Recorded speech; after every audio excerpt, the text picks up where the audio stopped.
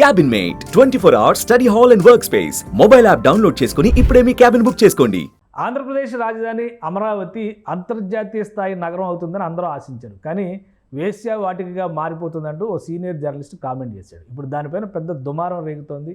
అమరావతి మహిళలు మళ్ళీ బయటకు వచ్చారు, పోలీస్ కంప్లైంట్లు ఇచ్చారు. అమరావతిలో ఉన్నటువంటి మహిళా కమిషన్ కానీ ప్రభుత్వ యంత్రాంగం కానీ దీనిపైన స్పందించాలనేటువంటి డిమాండ్ చేస్తున్నారు. ఈ అంశాల డెవలప్మెంట్ చూసిన తర్వాత సదరు జర్నలిస్ట్ కూడా రియాక్ట్ అయ్యారు. కానీ తన అన్న మాటలకి సంబంధించి ఒక వివరణ ఇచ్చారు. ఆ సంస్థ ఏదైతే ప్రసారం చేసిందో ఆ సంస్థ కూడా ఒక క్లారిఫికేషన్ ఇచ్చేటువంటి ప్రయత్నం చేసింది. అసలు అమరావతి మీద ఇంకా ద్వేషం కొనసాగుతూనే ఉందా, విషం చిమ్మేటువంటి ప్రయత్నం జరుగుతూనే ఉందా, కేవలం ఇది ఒక రాజకీయ రాద్ధాంతంగానే మనం చూడడానికి అవకాశం ఉంటుందా? ఈ అంశం పైన విశ్లేషణ చూద్దాం. మనతో పాటు సీనియర్ జర్నలిస్ట్ విక్రమ్ గారు ఉన్నారు. విక్రమ్ గారు నమస్తే. నమస్కారం. విక్రమ్ గారు, ఒక విధంగా రాజధాని అనేటువంటి చర్చ ముగిసిపోయింది. ఇంకా రీలాంచ్ ప్రధానమంత్రి వచ్చి సగర్వంగా అది పూర్తి చేసి జాతికి అంకితం చేస్తామని ప్రకటించిన తర్వాత అందరూ కూడా సంతోషించారు. కానీ ఏదో ఒక రూపంలో అమరావతి మీద విషం చిమ్మేటువంటి ప్రక్రియ జరుగుతూనే ఉంది. ఇప్పుడు ఒక పరాకాష్ఠ లాంటి స్టేట్మెంట్, అమరావతిలో వేశ్యావాటికలు పెరిగిపోయాయి లేదా వేశ్య రాజధాని, ఇది దేవతల రాజధాని కాదు అనే రీతిలో కృష్ణరాజు గారు సీనియర్ జర్నలిస్ట్ ఆయన మాట్లాడిన మాటల్ని ఏ విధంగా చూడాలి? ఫస్ట్ ఆఫ్ ఆల్ అంటే జర్నలిస్ట్ అనేవాడికి చాలా బాధ్యత ఉంటుంది. అంటే మనం ఏదన్నా ఒకటి మాట్లాడే ముందు పూర్తి ఫ్యాక్ట్స్ ఉండాలి. మనకి బేసిక్ రూల్ ఒకటి ఉంది కదా, ఫ్యాక్ట్స్ ఆర్ సాక్రెడ్ అనేది ఉంటుంది అనమాట. అవును.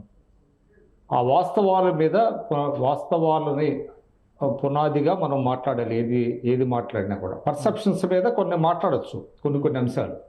కానీ ఒక అంశాన్ని బలంగా తీసుకెళ్లాలన్నప్పుడు, ఒక వాదనని బలంగా తీసుకెళ్లాలన్నప్పుడు దానికి తగినటువంటి ఫ్యాక్ట్స్ అనేది జర్నలిస్ట్ అనే వాళ్ళ దగ్గర ఉండాలి. దురదృష్టం ఏంటంటే, నేను తర్వాత ఆ విషయానికి వస్తా, అతను మాట్లాడింది కరెక్టా కాదా కృష్ణరాజు అనేది. ఫస్ట్ ఆఫ్ ఆల్ ఆయన సరే సీనియర్ జర్నలిస్ట్, నాకేం పెద్ద పరిచయం లేదు. ఆయన ఏ పత్రికలో పనిచేశాడో కూడా నాకు.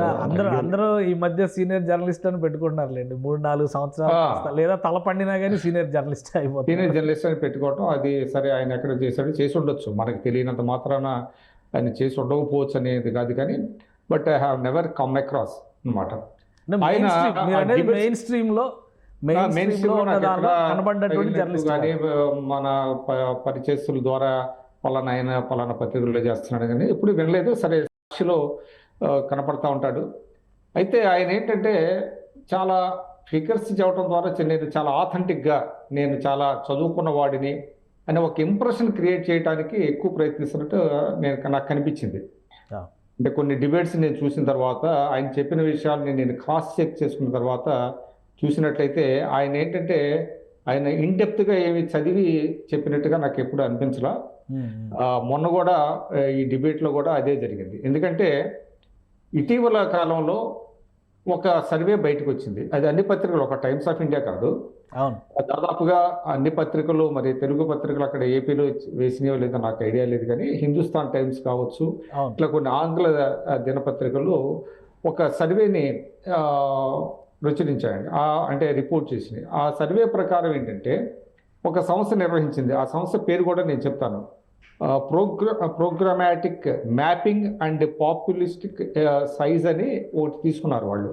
తీసుకొని వాళ్ళు ఈ సర్వే చేస్తే ఆంధ్రప్రదేశ్లో వీళ్ళ స్థానికంగా ఉండేటువంటి సెక్స్ వర్కర్స్ చాలా ఎక్కువగా ఉన్నారు. వాళ్ళ పర్సంటేజ్ 15.4గా ఉంది. తర్వాత స్థానం ఏంటంటే ఫస్ట్ కర్ణాటక వచ్చింది. కర్ణాటక 15.4, 12% ఆంధ్రప్రదేశ్, 9.6 మహారాష్ట్ర, అట్లాగా ఢిల్లీ 8.9, తర్వాత తెలంగాణ 7.6 అట్లా ఇచ్చారు. ఇచ్చి ఏంటంటే ఈ సంఖ్య అలారమింగ్గా ఉంది ఈ రాష్ట్రాల్లో అని చెప్పారు. అక్కడ కూడా అమరావతిలో వీళ్ళు ఎక్కువగా ఉన్నారు. అవును, ఆ ప్రస్తావన చేశారు. వర్కర్స్ అనేది ఎక్కడా లేదండి. అది లేకుండా ఆంధ్రప్రదేశ్లో సెకండ్ ప్లేస్లో ఉంది ఓవరాల్గా అని అన్నారు. అది ఒక సర్వే రిపోర్టు. ఆ సర్వే రిపోర్టు ఆయన దాన్ని డిస్టార్షన్ చేశాడు. దాన్ని మసిపూసి మారేడుకాయ చేస్తారంటారు చూసారు, దానికి అమరావతికి లింక్ చేశాడు. అంటే మీరు అన్నట్టుగా ఆయన అమరావతి మీద కడుపు పట్టు ఉంది ఆయనకి. అమరావతి రాజధానిగా చేయటం అనేది, అమరావతి దేవతల రాజధాని అంటారు, అది ఒక నానుడి. అమరావతిని దేవతల రాజధానిగా అంటారు కాబట్టి అది ఇక్కడ లేదు, పైన ఉంది, ఇప్పుడు అది వేశ్య రాజధానిగా అవుతుంది అని ఇట్లాగా చాలా డెరిగేటరీగా మాట్లాడారు. ఫస్ట్ ఆఫ్ ఆల్ ఏంటంటే ఆయన ఆ రిపోర్ట్ని సమగ్రంగా చదవలేదు. అంటే ఒక జర్నలిస్ట్ చేయాల్సినటువంటి పని ఏదైతే ఒక రిపోర్ట్ వచ్చిందో ఆ రిపోర్ట్ని క్షుణ్ణంగా చదవాలి, అందులో అంశాలు ఏంటి అనేది చెప్పాలి, దాన్ని విశ్లేషణ చేయాలి. అంతే తప్ప వేగ్గా ఆంధ్రప్రదేశ్ సెకండ్ ప్లేస్లో ఉంది కాబట్టి దాన్ని అమరావతికి ముడిపెట్టేయటం అనేటువంటిది చాలా దారుణమైనటువంటి విషయం. దీన్ని కొమ్మినేని శ్రీనివాసరావు గారు కూడా సమర్థించడం, దీనికి ఏంటి టైమ్స్ ఆఫ్ ఇండియాను కూడా తప్పుపడతారా అని అంటాం, ఇది మరీ సిగ్గుచేటది. ఎందుకంటే ఆయన కానీ కొమ్మినేని శ్రీనివాసరావు గారు చాలా సీనియర్ జర్నలిస్టు, ఆయన ప్రెస్ అకాడమీ కూడా మొన్నటి వరకు ఆయన చూశారు పాపం. అంత ఎక్స్పీరియన్స్ ఉన్నటువంటి జర్నలిస్ట్ కూడా ఈరోజు ఒక వివరణ ఇచ్చారు. ఆ వివరణ కొంత హాస్యాస్పదంగా అనిపించింది నాకైతే. ఎందుకంటే మేము చాలా అర్భకులం, మేమేమీ చేయలేము, నా డిబేట్లో జరిగినటువంటి ఒక చర్చని ఆధారంగా చేసుకుని మా మేడం గారిని తిట్టడం తప్పు అనేటువంటి ఒక విశ్లేషణ చేశారు. ఆయన అమరావతి గురించి కంటే కూడా మేడం గారి గురించి ఎక్కువ మాట్లాడారు. అసలు ఆ డిబేట్ జరుగుతున్నటువంటి విధానం కానీ జరిగేటువంటి క్రమంలో కృష్ణరాజు గారి వ్యాఖ్యల్ని ఆయన ఖండించినటువంటి విధానం, ఆయన ఖండించానని చెప్తున్నారు, అది ఖండించినట్టుగా మనం ఖండించబోయాను, ఇంకా ఖండించి ఉండాల్సింది అని ఆయన ఇప్పుడు చెప్పుకుంటున్నాడు. ఆయన కొమ్మినేని శ్రీనివాసరావు గారు ఇటీవల కాలంలో అంటే సరే ఇవాళ మీడియా అన్న తర్వాత దాదాపుగా అందరూ జర్నలిస్టులు కూడా ఏదో ఒక పార్టీకి అనుకూలంగా మాట్లాడుతున్నారు, కొంతమంది ఆబ్జెక్టివ్గా కూడా మాట్లాడుతున్నారు. పూర్తి స్థాయిలో పార్టీలని కొమ్ముగాస్తున్నారని మనం చెప్పలేము. కొంత ఆబ్జెక్టివిటీ ఉండాల్సినటువంటి అవసరం ప్రతి జర్నలిస్ట్కి ఉంది. వాళ్ళకు ఉండేటువంటి పర్సనల్ ఒపీనియన్స్ ఏ విధంగా ఉన్నా ఇవాళ ఆయన సాక్షి పేపర్లో దీంట్లో రాస్తూ ఉంటాడు, ఆర్టికల్స్ రాస్తూ ఉంటాడు. సరే డిబేట్ చేస్తున్నాడు ఆయన, తర్వాత ఇంకేదో కూడా కొన్ని అంటే ప్రోగ్రామ్స్ చిన్న చేస్తూ ఉంటాడు, నేను గమనిస్తూ ఉంటాను. ఆశ్చర్యం ఏంటంటే ఆయన చాలా సీనియర్ జర్నలిస్ట్ అని చెప్పుకుంటాడు, సీనియర్ జర్నలిస్ట్ కూడా. ఆయన గతంలో ఈనాడులో పనిచేసినప్పటి నుంచి నాకు తెలుసు. కానీ ఆయన స్థాయికి అంటే ఆయన ఎక్స్పీరియన్స్కి ఆయన వయసుకి తగినట్టుగా ఇటీవల కాలంలో మాట్లాడతలా. డైరెక్ట్గా బిల్డప్ బాబాయిలని, ఈనాడు బిల్డప్ బాబాయ్ అంటాడు, ఆంధ్రజ్యోతిని బిల్డప్ బాబాయ్ అంటారు. ఈ రకమైనటువంటి పదజాలాన్ని పైగా మేము మాబోటోళ్ళని అంటూ ఉంటాడు. మాబోటోళ్ళు అంటే ఏంటి, ఆయన ఒక ప్రజాస్వామ్యవాదిగా తనను తాను అనుకుంటూ ఉంటాడు. మాబోటోళ్ళు ఇలాంటివి చేయము, మాబోటోళ్ళు అంటే ఏంటి అర్థమవుతుంది కదా. చాలా సందర్భాల్లో నాకు నవ్వు వస్తుంది. మాబోటోళ్ళు అంటే ఆయన ఏదో చాలా డెమోక్రటిక్గా బిహేవ్ చేస్తున్నట్టు ఇవన్నీ కూడా మాట్లాడుతూ ఉంటాడు. సో టు సమ్ ఎక్స్టెంట్ కొన్ని సందర్భాల్లో ఆయన ఎవరైతే డిబేట్లు ఉండేవాళ్ళో వాళ్ళని కొంత కట్టేలు చేస్తూ ఉంటాడు, అది వాస్తవమే. నేను కొన్ని సందర్భాల్లో చూసి అట్లా మాట్లాడకూడదు అని అంటూ ఉంటాడు. కానీ ఇటీవల కాలంలో వాళ్ళని అంటే he has been allowing them to talk rubbish అనమాట. ఏది మాట్లాడితే ముఖ్యంగా ఆయనకి చంద్రబాబు నాయుడు గారంటే వ్యక్తిగతమైన దుగ్ధ ఉందని ఆయన చూస్తే అర్థమైపోతుంది. అది ఒక జర్నలిస్ట్గా ఉండే వాళ్ళకి, ఒక యాంకర్గా ఉంటున్న వాళ్ళకి అది మంచిది కాదు, అది కరెక్ట్ కాదు. అది అంత దుగ్ధ అవసరం లేదు. ఆబ్జెక్టివ్గా విమర్శన చేయండి, అమరావతి మీద మీరు విమర్శన చేయండి. అమరావతికి ఎంత భూసేకరణ చేస్తున్నారనో, లేకపోతే అక్కడ కట్టడాల విషయాల్లో, లేకపోతే ఇంకేదో ఆయనకి ఏమైనా వ్యక్తిగతమైన విభేదాలు ఉన్నాయా చంద్రబాబు నాయుడు గారితో? ఎందుకంటే ఈనాడులో సుదీర్ఘకాలం పనిచేశారు, తర్వాత ఆంధ్రజ్యోతిలో పనిచేశారు. అప్పుడు ఆ రిలేషన్స్ నాకు కూడా తెలుసు చాలా వరకు. అప్పుడైతే చాలా పాజిటివ్గా, చాలా ఫ్రెండ్లీగా ఉండేటువంటి చాలా ఉన్నారు. నేను చూస్తుండగా అయితే చంద్రబాబు నాయుడు గారు 1999 ఆ టైంలో సీఎంగా ఉన్నప్పుడు, నేను 99 నుంచి 2001, 2002 వరకు చూశాను. అప్పుడు కొమ్మినేని శ్రీనివాసరావు గారు చాలా పర్సనల్, వ్యక్తిగతమైనటువంటి మనిషిలాగా ఉండేవారు చంద్రబాబు నాయుడు గారితో. ఎవరన్నా కలవాలన్నా కానీ కొమ్మినేని గారి ద్వారా వెళ్తే పని అయితే అనేటువంటి రోజులు ఉండేవి. ఏంటంటే వ్యక్తిగతమైనటువంటి వచ్చేటప్పటికి ఆ లాయల్టీస్ అన్నీ పోతున్నాయి కాబట్టి ఆ వివరాలు జోలికి మనం పోనక్కర్లా. ఇప్పుడు ఆయన ఏంటంటే చాలామంది బీయింగ్ ఏ జర్నలిస్ట్ ఏంటంటే మనకు కూడా by virtue of journalism, by virtue of journalist మనం ఏంటంటే చాలామందిని కలుస్తూ ఉంటాం, చాలా పెద్ద పెద్ద వాళ్ళని కలుస్తాం. అంటే మిగతా వాళ్ళకి లేనటువంటి అవకాశం మనకు ఉంటుంది.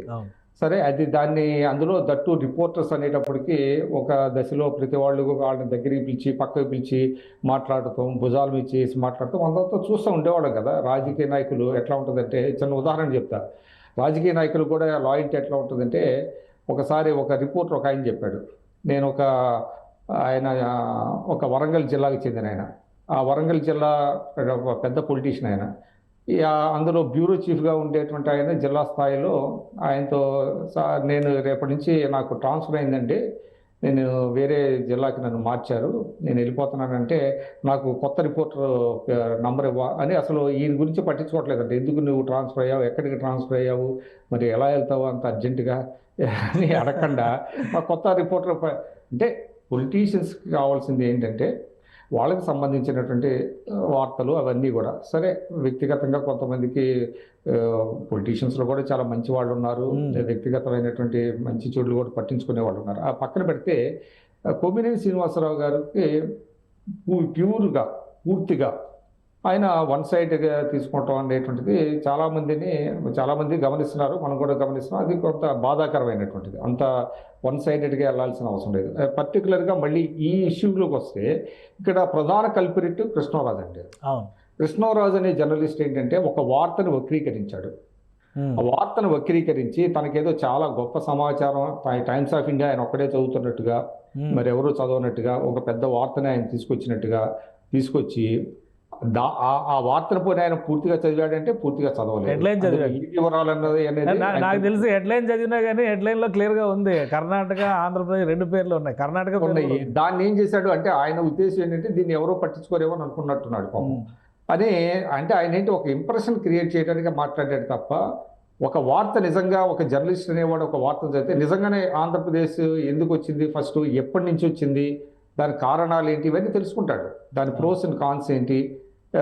అంటే సడన్గా ఈ ఏడాది నుంచే వచ్చేది కదా.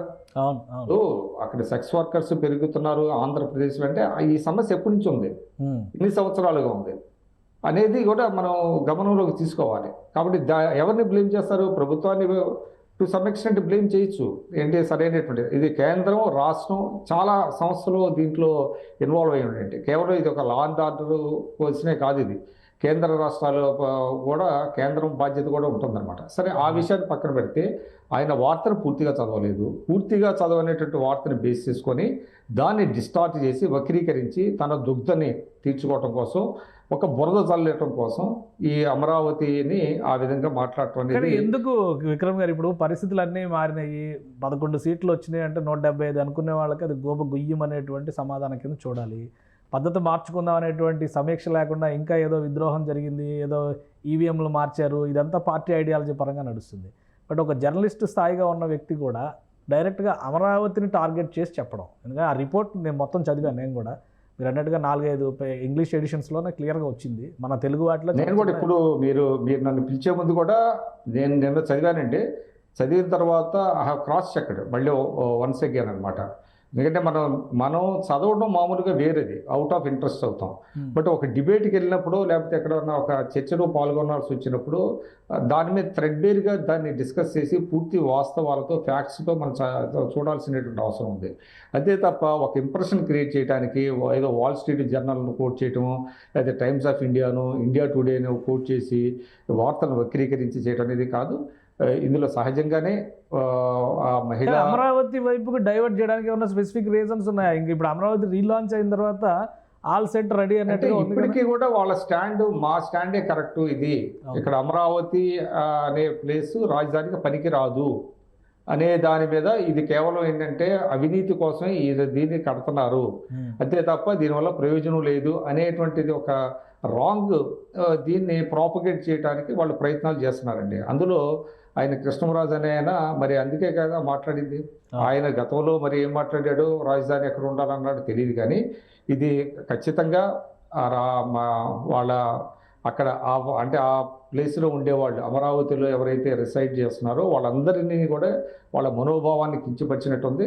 ఖచ్చితంగా మహిళా రైతులు ఏదైతే ఆగ్రహావేశాలు వ్యక్తం చేశారో అందులో సముచితం ఉన్నది, వాళ్ళు కరెక్ట్, అది వాళ్ళ మనోభావాలు పూర్తిగా గాయపడినటువంటి వాస్తవం.